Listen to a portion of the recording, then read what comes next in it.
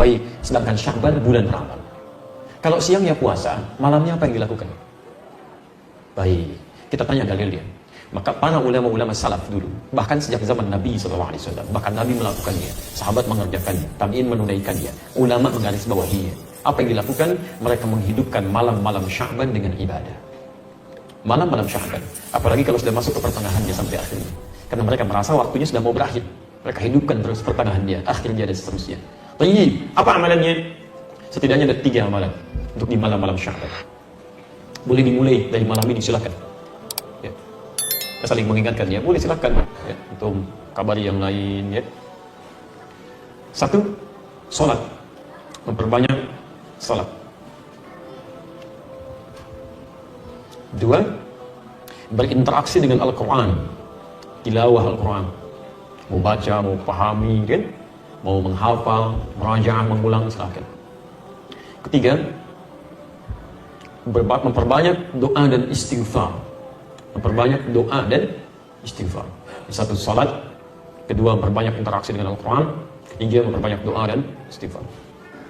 Salatnya ada 3 jenis yang bisa dikerjakan. 1, qiyamul lail. Qiyamul lail. 2, tahajud. 3, witir. Qiyamul lail, tahajud, witir. Baik, kalau secara bahasa, qiyamul lail itu semua salat yang dikerjakan di malam hari. Salat pada malam hari. Tapi kalau spesifik istilah fikih, qiyamul lail itu adalah salat yang dikerjakan pasca salat isya dan sunnahnya tanpa diawali dengan tidur terlebih dahulu. Jadi untuk membedakan dengan tahajud. Kalau qiyamul lail, Anda sudah salat isya, kemudian salat sunnah, lalu Anda salat di situ 2 rakaat, 4 rakaat, 6 rakaat, tutup dengan witir 1 rakaat atau 3 rakaat. Itu disebut dengan qiyamul lail. Di luar bulan Sya'ban, umumnya salat ini dikerjakan bagi orang yang belum tentu bangun di malam hari. Karena terlampau lelah misalnya, diduga tidak bisa bangun malam, maka dia salat terlebih dahulu sebelum tidur, tutup dengan witir sebelum tidur. Jelas ya? Tapi di bulan Sya'ban tidak harus menunggu itu. Ya silakan, nggak apa-apa. Begitu selesai isya, salat sunnahnya, menjelang tidur Anda salat dulu 2 rakaat, 4 rakaat, kan? 6 rakaat, kemudian witir, dan boleh malamnya tahajud lagi. Setelah Anda tidur, silakan, nggak ada masalah. Ya. Nah, dalam konteks qiyamul lail ini, ya, isyarat di Qur'annya jangan mempersulit, mudahkan. Bahkan bacaan-bacaannya pilih yang paling mudah. Ya, Quran surah ke-73 ayat 20. Faqra'u ma tayassara minal Qur'an. Silakan baca yang mudah-mudah, ringan-ringan dari Al-Qur'an. Silakan. Ya. Dan ringan itu bisa relatif ya. Ringannya Nabi itu 100 ayat Al-Baqarah. Ringan itu ya.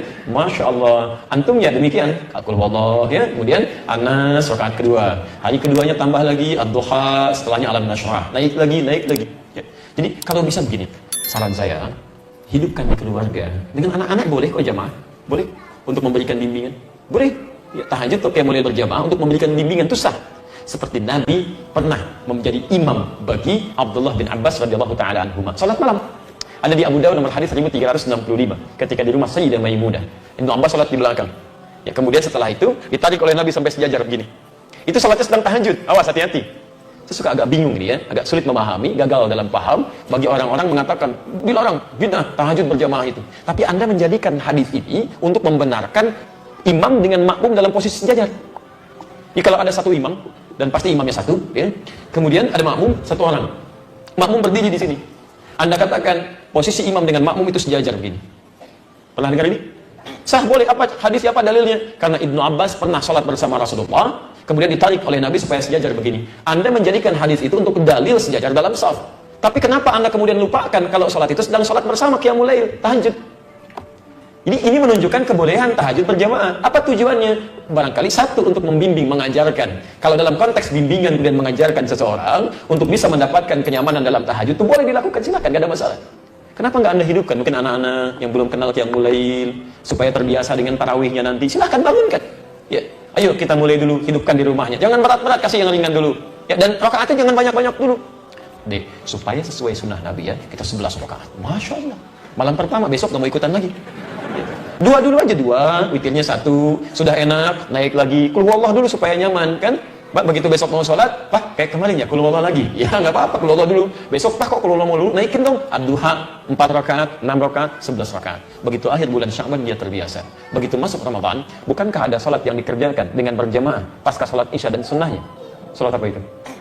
Tahu. Jadi Jadi kalau sudah terbiasa, nanti begitu masuk Ramadan, stabil Pak, Bu. Stabil. Bukan cuma di awalnya sampai akhir. Karena sudah terbiasa, ada kenyamanan di situ. Sholat, tenang, nyaman, awal sampai dengan akhir. Tapi kalau nggak biasa, umumnya, itu numpang kaget aja. Numpang rame tuh, ada jamaah hore, jamaah kagetan, rame. Jadi begitu awal puasa, bang, rame ke masjid semua. Dia, Masya Allah, rame. Tapi karena nggak pernah terbiasa sebelumnya, awal-awal, buber sampai keluar pintu An-Nur. Begitu pertengahan, terjadi kemajuan. Sapnya maju ke depan. Tuh. Sampai akhir Ramadan. Ini karena nggak pernah dibiasakan, gitu kan. Jadi awal ayo coba kita bangun. Semangatnya bersama. Ya. Malamnya, yuk bangun tahajud, tunaikan. Tahajud, maksimalkan. Jadi kalau sudah enak seperti itu, Masya Allah. Bahkan dulu, selevel, Hudzaifah al-Yamani, Al-Mughirah bin Syu'bah, Abdullah bin Mas'ud radhiyallahu ta'ala anhum jami'an, orang-orang baik. Sebagian mereka bahkan dipuji oleh Nabi SAW. Bacaan Qurannya indah. Itu datang kepada Sayyidah Aisyah radhiyallahu ta'ala anha. Di hadis riwayat Al-Bukhari, nomor hadis 2008 sampai nomor hadis 2012. Kaifa kanat salatu Rasulillah sallallahu alaihi wasallam? Ya Sayyidah Aisyah, bagaimana sih salat malamnya Nabi? Saking inginnya mengetahui salat malamnya Nabi. Kata Sayyidah Aisyah, perhatikan, ini yang paling menarik. La tas'al an hisnihinna wa tulihinna. Gak usah ditanya tentang bagus dan panjangnya salat Nabi. Cukup diketahui saja. Penasaran, diikuti di belakangnya.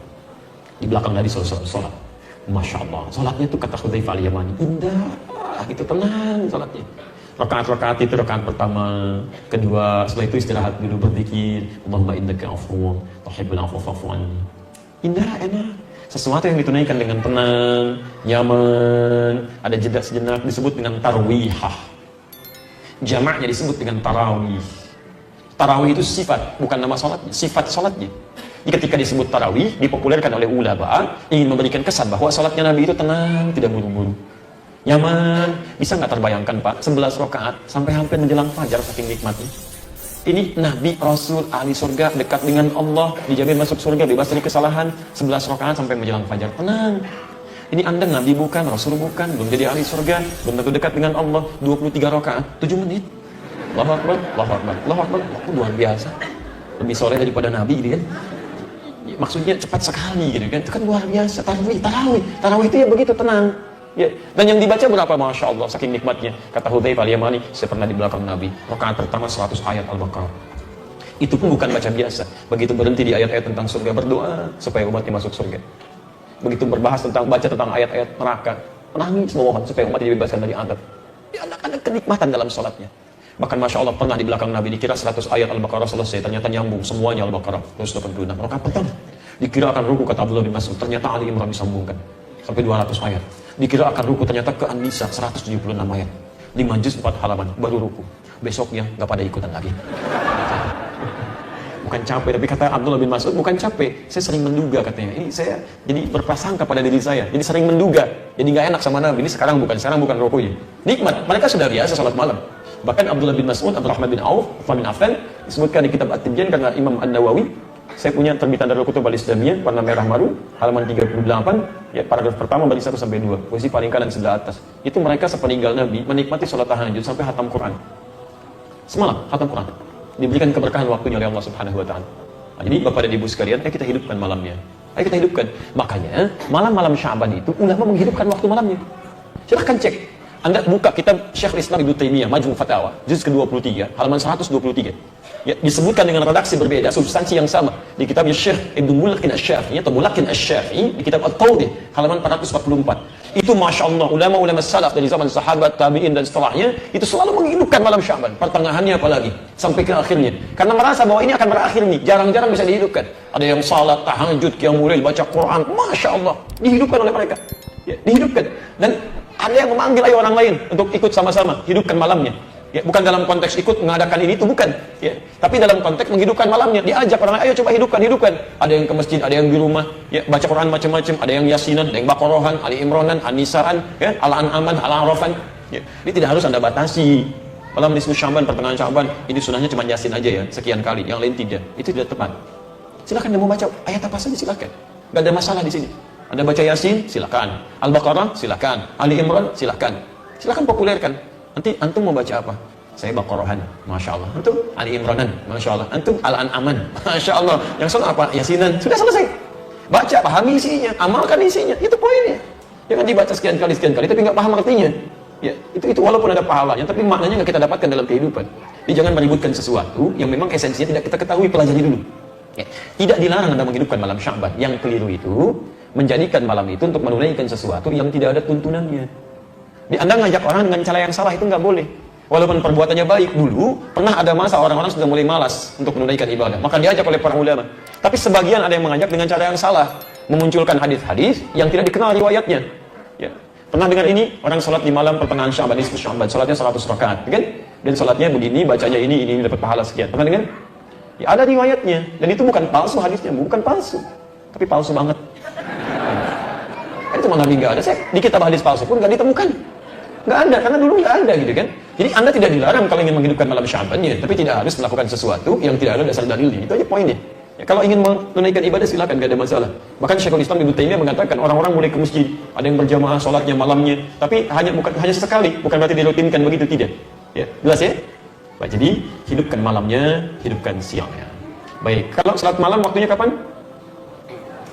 Masa siang? Sholat malam pasti malam. Nggak ada sholat malam siang, kan? Makanya tahajud itu malam, kayak mulai itu malam, witir itu malam. Kalau siang apa tadi? Puasa. Siang puasa. Aduh, cepat ingat, lambat lupa. Cepat ingat, cepat lupa. Lambat ingat, lambat lupa. Lambat ingat, cepat lupa. Ini agak repot ya. Baik, teman-teman, di penghujungnya, puasa siang ya, malam ibadah malam. Sekarang ada nggak ibadah yang ditunaikan tidak terikat waktu, bisa siang malam? Apa itu diantaranya? Ini bahasan terakhir kita. Dan di sini kita berhenti dalam kajian kita di pertemuan duha ini. Tuntunan yang terakhir, yang tidak dibatasi dengan waktu, bisa siang, bisa malam. Memperbanyak sedekah. Memperbanyak sedekah. Sedekah.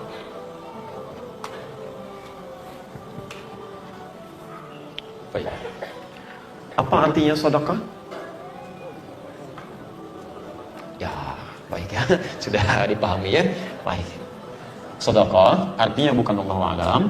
Sedekah artinya kullu ma'ruf fin sedekah.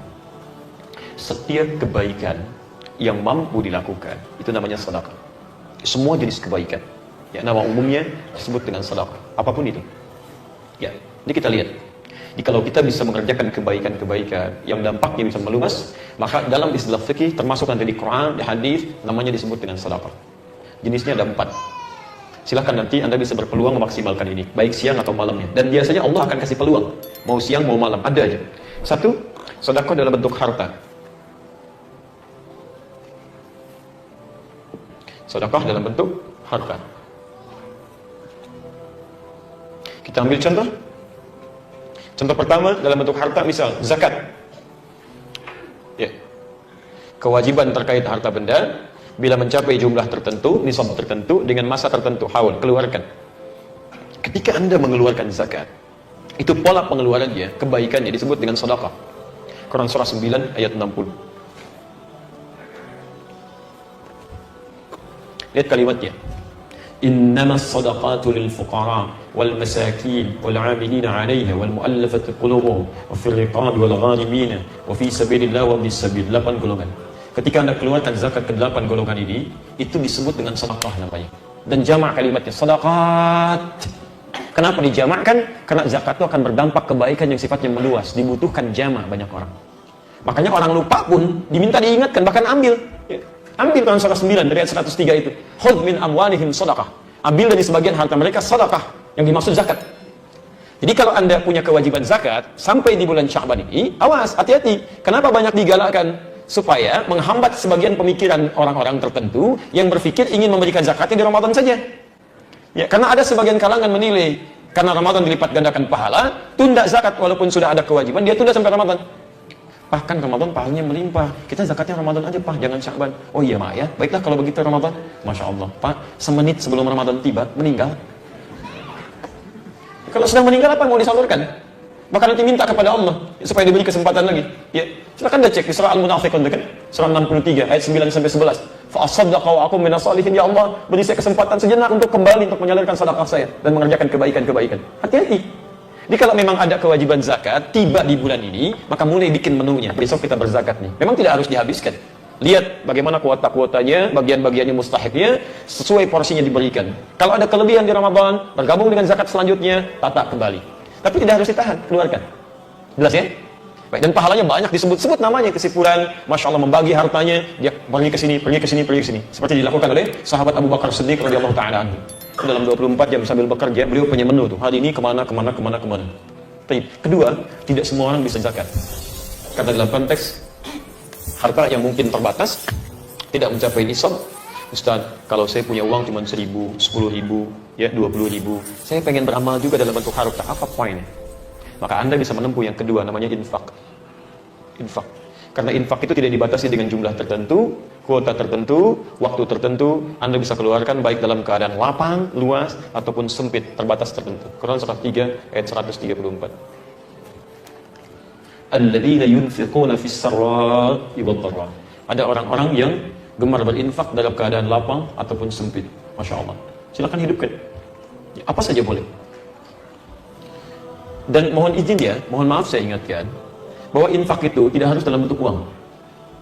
Bentuk materi, pakaian, makanan, macam-macam yang bermanfaat dalam kehidupan. Silakan, nggak ada masalah.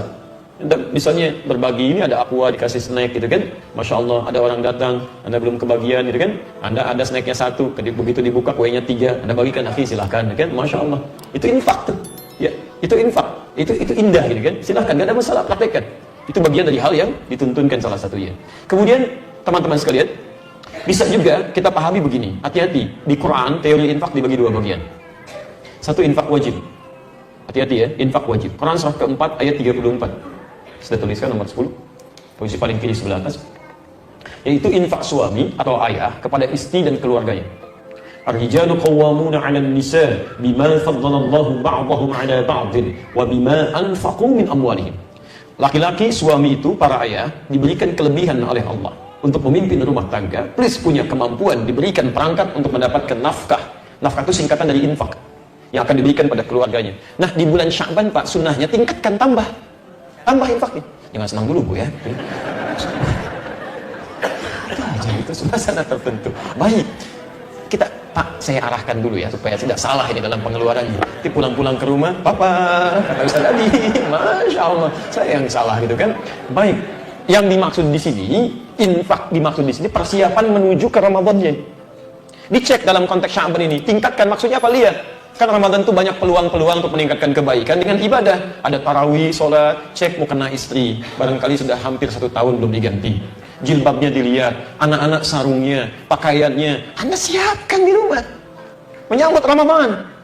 Jadi ketika Anda beli semua itu, tampilkan. Nah, insya Allah nanti kita mahya semuanya memulai malam tarawih pertama dengan rezeki yang Allah telah titipkan pada kita. Semuanya baru, alhamdulillah kita pakai supaya dalam kiamat nanti semua jadi saksi bagi kita semua. Indah. Jangan cuma Anda siapkan untuk lebaran. Lebaran baru. Supaya apa? Dilihat. Siapa yang lihat? Orang. Kenapa ketika Allah lihat, Anda tidak siapkan? Apa nggak bangga ketika dilihat Allah? Dan itu indah, hisabnya ringan gitu kan? Bukankah setiap harta kita akan ditanya? Hati-hati.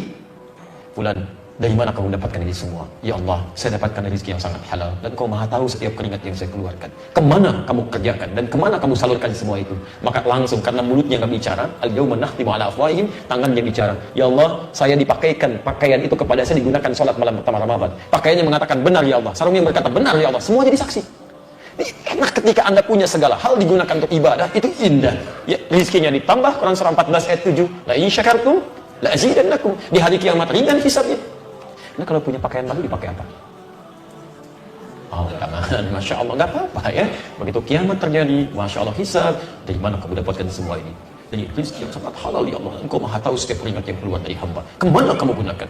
Undangan ya. Kenapa saya undang kamu, kamu tidak pakai? Mau jawab apa? Coba siapkan, itu yang dimaksudkan, mushafnya, ayo galakan lagi.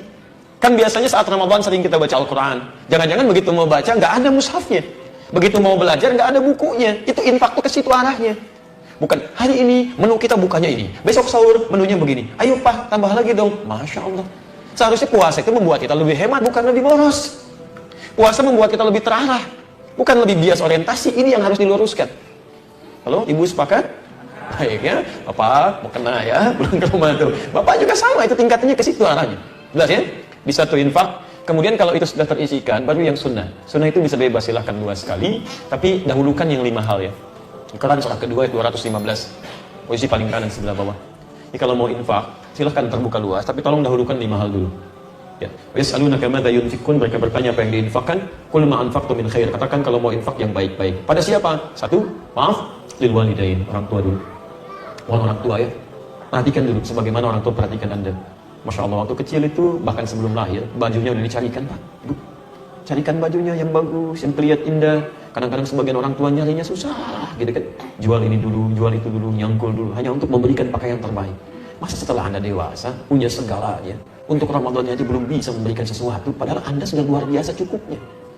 Cobalah menabung. Saya itu nabung, gitu, Masya Allah. Mesti ingat saya. Ya. Nabung, saya pulang itu dari pesantren, sudah ibu saya itu sedang jemur pakaian.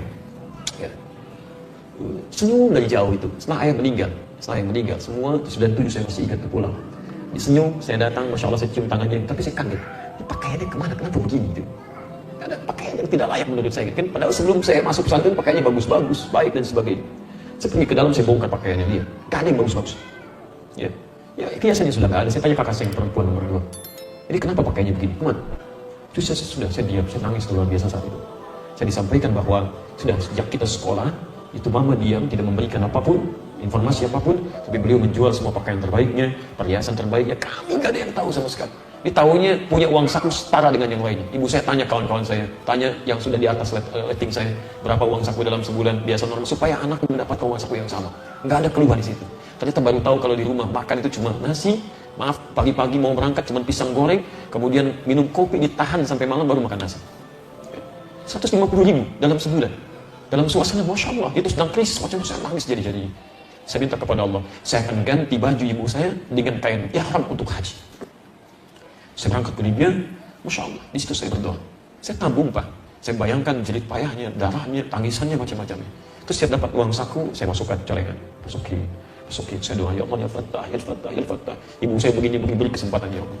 Sampai tiba-tiba 2010, saya ditelepon. Masih ingat saya bulan Februari. Ustaz, dapat undangan Ustaz.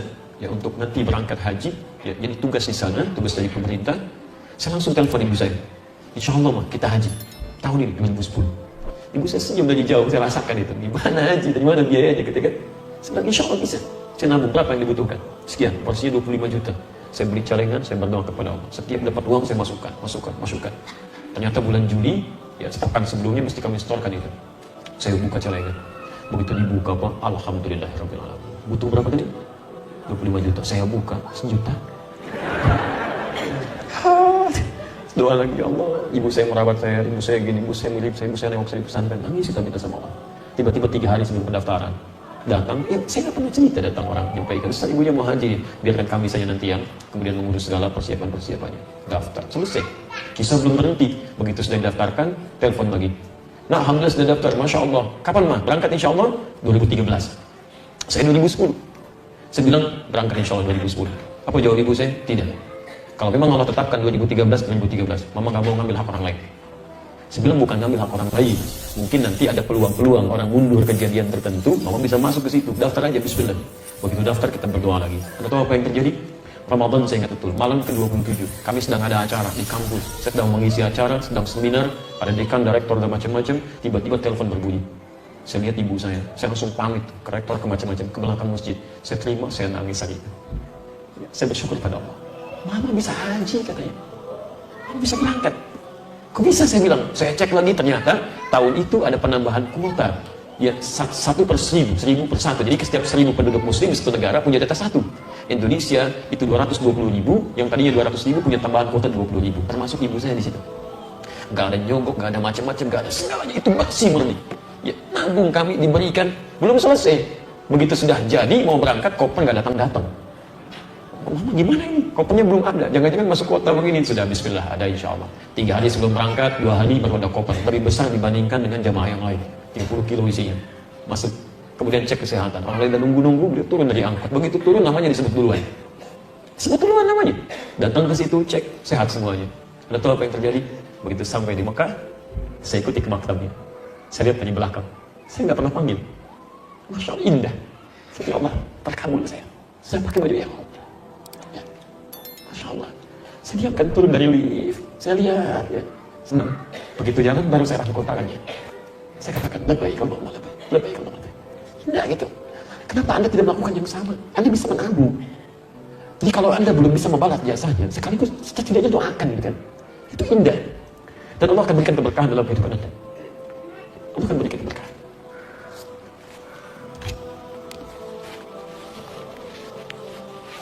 Ya saya kadang-kadang heran ya, ada anak Masya Allah mobil yang bagus, macam-macam, dan pakai ini, pakai itu, ibunya sendiri mengemis-kemis gitu kan. Anda ini gak mikir apa? Jadi Allah terletak pada orang tuanya. Apa Anda gak bisa berikan walau cuma doa macam-macam? Ibu Anda meninggal, Anda sedekah atas namanya. Bapak Anda wafat, sedekah atas namanya. Atas namanya silakan berikan. Beli mushaf modal 50.000, simpan di masjid. Ya, niatkan untuk orang tua Anda, tidak harus dikasih foto, biarkan aja gitu kan. Begitu orang baca, pahala mengalir. Itu indah gitu kan. Itu Quran surah ke-46 ayat 15. Ada semua di situ. Nah, jadi ada kebaikan-kebaikan orang tua, aqrabin, kerabat terdekat. Ya, anak paman, anak bibi, anak adik Anda dan sebagainya. Dan yatama, orang-orang miskin, masakin, ya maaf, orang yatim, masakin, orang miskin, dan yang terakhir ibnu sabil, orang yang kesulitan. Ya, orang yang kesulitan dalam bekalnya. Tidak harus dalam perjalanan ya. Ya, karena ada orang juga yang kiasnya sama, analoginya sama. Dia kesulitan bekal tapi tidak dalam perjalanan. Jadi mau jalan pun susah.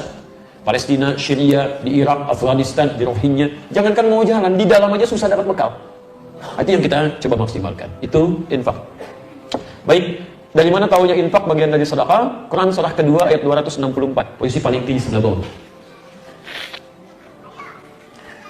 Ya ayyuhalladzina amanu, hai orang-orang yang telah menyatakan dirinya beriman kepada Allah, la tubtilu shadaqatikum bil manni wal adha.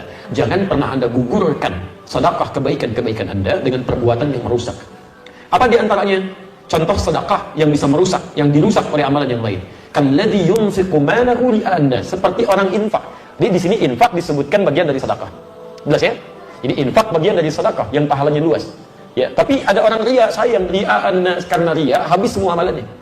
Maka dari itu, ayo kita maksimalkan. Kalau ada titipan harta benda, silahkan gunakan untuk berinfak salah satunya, dan tidak harus dengan uang, dengan makanan. Ya. Ayo hadis-hadisnya dipraktekkan ya, cuma jangan jadi teori saja.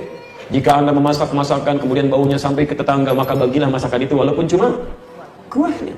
Kalau masak kuah, ya kalau masak isinya bagi dengan isinya gitu kan. Oh, saya ingin mempraktekkan hadis Nabi. Kuahnya kasih tetangga, dagingnya makan sendiri. Tidak, hadis itu ingin berbicara kalau Anda masak kuah saja supaya tidak ada dugaan yang salah di tetangga Anda. Dulu tetangga kita masak opor ya, nggak bagi-bagi, padahal cuma kuah opor. Ya isinya singkong gitu kan. Jadi supaya nggak salah duga di situ. Ya bagi, ya ayo hidupkan. Kalau Anda bahkan punya tanaman, gitu kan? Ada buahnya, bagi dengan tetangga. Apalagi kalau buahnya itu merambat ke tempat tetangga Anda. Itu hak bersama. Awas hati-hati. Kemarin kami olahraga, ya di hari Jumat, kemudian makan kelapa muda itu. Ya, tubuhnya di jalan. Saya uji pemiliknya. Itu punya siapa? Saya senang sekali jawabannya, Masya Allah. Itu hak bersama Ustaz, karena tumbuhnya di jalan. Kalau yang nanam saya pula. Benar. Jadi kalau tumbuh di wilayah umum, itu hak bersama. Kita nggak boleh marah. Termasuk Anda punya tetangga, walaupun tetangga Anda non-muslim. Anda muslim, punya buah mangga, buahnya merambat ke tempat tetangga begini, itu hak musyarak, hak bersama. Gak boleh Anda marah. Kalau bisa jadikan bahan dakwah, sampaikan pada tetangga Anda. Pak, ya Bu, ya Pak, itu ada mangga merambat ke tempat Bapak. Oh iya, mangganya Bapak. Bukan Pak, itu bukan mangga saya. Itu mangga kita bersama. Sepanjang itu merambat ke tempat Bapak, Bapak boleh ngambil dari situ, nikmati silakan. Gak usah minta izin Pak ya. Kok begitu? Itu ketentuan Pak dalam ajaran kami di Islam. Di Islam itu kalau ada bersamaan, kita harus berbagi, itu hak bersama. Masya Allah, bagus ya ajaran Islam. Gak diambil, pelajari, mungkin dia masuk Islam. Mungkin jadi bagian dari hidayah. Besoknya ayam kita ke tempat dia. Masya Allah, langsung dia masak kan. Undang kita lagi malamnya, Masya Allah. Pak, sebagai balas yang kemarin, kami mau makan malam ini datang ya. Masya Allah, begitu makan enak betul Pak ayamnya. Ayam Bapak main ke saya. Pokoknya ada aja lah.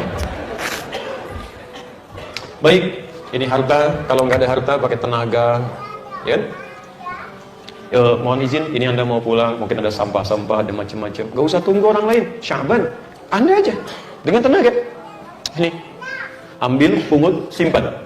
Kadang-kadang begini, ada yang diperlihatkan di pandangan mata Anda, tidak pada yang lain. Itu artinya Allah hanya ingin berikan pahalanya kepada Anda, bukan pada yang lain. Jadi kadang-kadang orang aneh, dikasih pahala begini, malah nunjuk orang lain. Mas sini ya, Mas kan marbot masjid nih. Ini kan ada sampah di sini. Masjid itu harus bersih dong. Masya Allah. Anda yang dikasih, kenapa Anda berikan pada orang lain? Rugi. Sepanjang ada peluang, yang ringan-ringan terbuka, ambil. Ini. Ada ide. Ketiga. Biasanya kalau Sya'ban itu banyak sekali ide-ide yang dihadirkan untuk kepentingan Ramadan. Ya, nanti kalau sholat sekian rakaat, Pak, boleh nggak kami usul imamnya, tolong Pak ya, yang hafal Quran, yang bacaannya bagus, supaya kita bisa khusyuk bacaan sholatnya. Begitu ide Anda diterima, dipanggil sepulan, imamin orang khusyuk sholat, itu Anda mendapatkan pahala dari semua orang yang sholat di situ. Hadis Muslim, hadis 1893. Man dalla ala khairin falahu ajruhu mithla ajri fa'ilihi min ghairi an yanqusa min ajri syai'. Siapa yang menunjukkan pada kebaikan, diamalkan kebaikan itu, maka dia mendapatkan pahala yang sama dengan yang mengamalkan tanpa dikurangi sedikit pun. Pak, tolong Pak, jangan sepi malamnya Pak, habis tarawih, tolong ada kultumnya. Tapi yang berkualitas Pak, jangan cuma sekedar cerita, bukan yang ngulang-ngulang, cari yang terbaik. Kita bikin temanya Pak, terus minta resumnya dari ustadznya. Begitu itu dilakukan, resumnya dibagikan, orang paham, orang amalkan, Anda dapat pahala dari semua orang itu, tanpa dikurangi sedikit pun. Makanya bikin ide-ide yang bagus, yang cemerlang di Sya'ban ini, susun jadwal untuk Ramadan, hadirkan, dapat pahalanya. Termasuk yang kreatif, susun jadwal imsakiyah, bikin status-status, jadwal puasa insya Allah gini, jadwal kultum begini, itu Masya Allah banyak pahalanya, banyak. Terakhir, kalau tidak bisa dengan ini semua, harta belum ada, tenaga juga belum kuat, kemudian ide juga belum tampil, setidaknya kata Nabi, senyum. Bahagiakan orang dengan senyuman. Basmatuka fi wajhi akhika sadaqah. Senyum Anda yang membahagiakan orang, memberikan kenyamanan, itu bagian dari sedekah. Tebarkan kebaikan-kebaikan. Tapi ingat hadisnya ya, ingat hadisnya. Senyum yang membahagiakan, bukan senyum buat orang lain susah. Ya, atau buat orang lain khawatir ya. Anda pulang dari sini, dari jalan pas sampai rumah senyum aja sih. Sampai depan senyum. Dari mana? Habis taklim Ustaz Adi. Saya yang salah lagi di situ kan? Allahu Akbar, muncul tahlil lagi kan? Ada aja. Baik ya, cukup ya.